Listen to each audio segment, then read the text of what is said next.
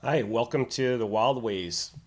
Just going to give you a quick end of the month update on my new outdoor lifestyle and how it's going. And in the first month, I'm starting to double down on this lifestyle after all the hard lessons of last year.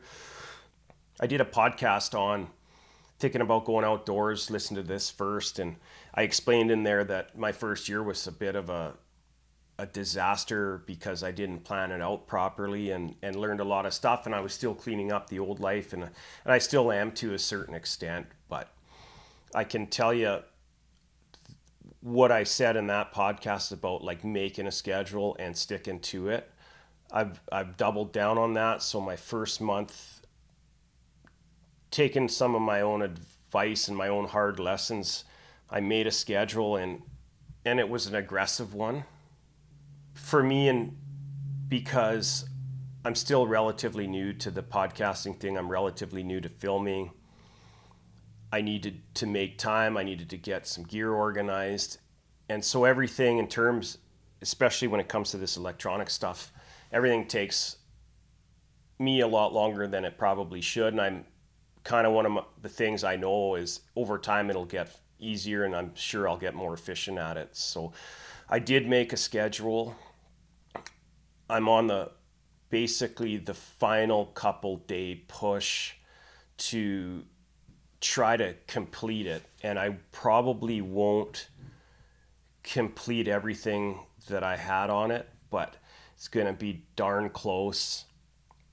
I feel good about it. It seems like by having the schedule and doing my best to stick with it has kind of gotten me into into a groove, so to speak, for keeping going. And it's hard sometimes, but if you stick to the schedule, if for me you can get spread so thin, you have 30 things on your to-do list that day, including cleaning up the old life. And for me, I have a family, so I have some obligations with kids and my kids and my family and everything like that. So you kind of really have to have a schedule. And the hardest things to do sometimes are the ones that I would used to just put on the back burner. Now I literally, my to-do list for some of the stuff is like one. I don't even put anything else on it. I just put the one thing on it, and once that's complete, I go on to the next one. So I've narrowed my focus a lot,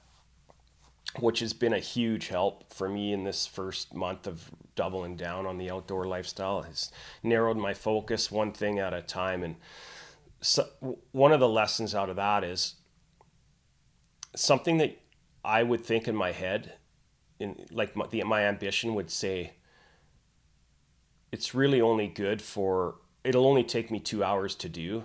It literally took me almost 2 days to do some of that stuff.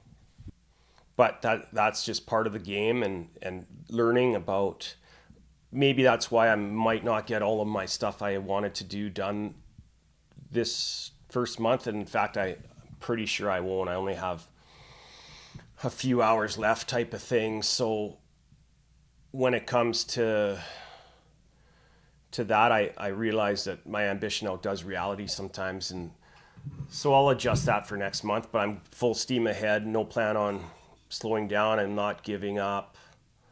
I'm not losing steam. In fact, I'm telling you, I'm gaining it from just sticking to that schedule. It's been a big help. Finally, did get out to the trapline to do a bit of trapping. I plan on going again. Again, it's something you got to schedule and plan, and also when you're out there, I come up with a bit of a plan of what I want to get done out there, rather than historically, recreationally, you plan to go out, throw out as many traps as you can, have a few drinks, have a nice dinner, and turn around and go home. Now it's more strategic because I want to make it a full-time thing for me. So that's all learning, but it was great to get out there. I'm just about to head out again and do my thing out there. What's the next month going to look like? It's going to look a lot like this, a lot the same, but I'm adjusting my focus for, with this weather that we're having, I'm going to adjust my focus and do some ice fishing and get caught up on firewood.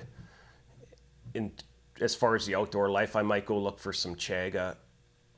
I'm going to continue writing, even though like it's hard when you've been out of it for so long, you just got to force yourself through it. And even if it looks stupid or you think it's stupid, I'm just going ahead and doing it and plowing through that. I'm appalled by our government rules that they keep trying to enforce on us outdoors. It seems on us outdoors people, it seems like an attack on us constantly, taking away rights. We just recently got the letter from the RCMP to say they sent it to all people that actually have possession and acquisition licenses. So I'm just ignoring all that noise, and I'm attempting to be a good example for my family and my friends, and live the life that I want, live out the last half of my life doing what I want, and pushing myself out of the comfort zone. That's one thing that happens, is that you definitely get pushed out of your comfort zone, and that's mentally and physically and spiritually. It's so freeing, and on one hand, and on the other hand, it makes you a little apprehensive, because it kind of goes against the grain of what we've been brought up being taught. We've been brought up being taught to, like, shut up, do your job, get a good pension, retire, and in lots of cases die shortly after retirement.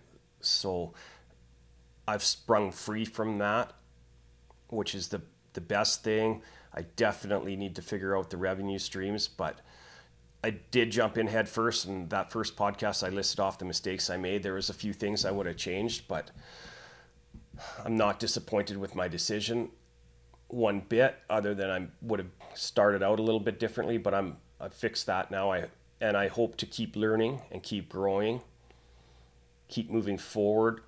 We'll figure out the revenue streams. We'll get better at trapping. We'll decide what the summer stuff brings for me, whether that's fishing guide or doing some guided hunts or trapline tours. I'm working through that. I am full steam ahead in creating content and writing. And I do have videos out on my Lyman's Wild Ways YouTube. I try to put one out every week. Doesn't always work out. My goal is to get at least one out every week, but at the same time, I'm learning there too with the technology. I'll get better as I go. I just got to remember to film sometimes. You forget your camera, and you do learn. It takes 2 or 3 times as long when you're filming it than it does if you just go and get after it. Normally, I would just go and get after it. So part of my mental mindset is slowing down and remembering to film. So that's another thing, but just the update I wanted to share with you guys is the first month of like renewing myself and like making the schedule and narrowing my focus has been a really big thing in terms of my outdoor future and my outdoor lifestyle. If you got anything from this, great.